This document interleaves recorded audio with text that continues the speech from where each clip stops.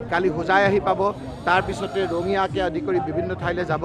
এতিয়া আমাৰ কথা হ'ল যে হিমন্ত বিশ্ব শৰ্মা ডাঙৰীয়াই যিদৰে গোটেই জাতিটোৰ পৰা মাটি কাঢ়ি লৈ গৈছে, তেওঁ যেনেকৈ আজি কাৰ্বি আংলঙৰ ৬০,০০০ বিঘা মাটি আজি আদানী আম্বানীক এটকাৰ দৰত যি দুটা মাটি দিছে, সেই মাটি বচাবৰ কাৰণে, জাতিক বচাবৰ কাৰণে বিভিন্ন যি আপোনাৰ হিমন্ত বিশ্ব শৰ্মাই কুকাৰ্য কৰি আছে, তাৰ বিদৰে সজাগ কৰিবৰ কাৰণে আজি এই পদযাত্ৰা আৰম্ভ হৈছে।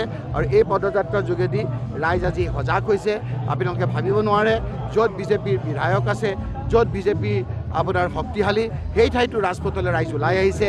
আজি কাৰ্বি আংলঙতো আপোনালোকে দেখিছে মহিলাসকল ৰাজপথলৈ ওলাই আহিছে। গৌৰৱ গগৈ ডাঙৰীয়া যোৱাৰ লগে লগে পৰহিদিনা মৰাণত যেতিয়া গৈছে তেতিয়াও আপোনাৰ মানুহ ওলাই আহিছে।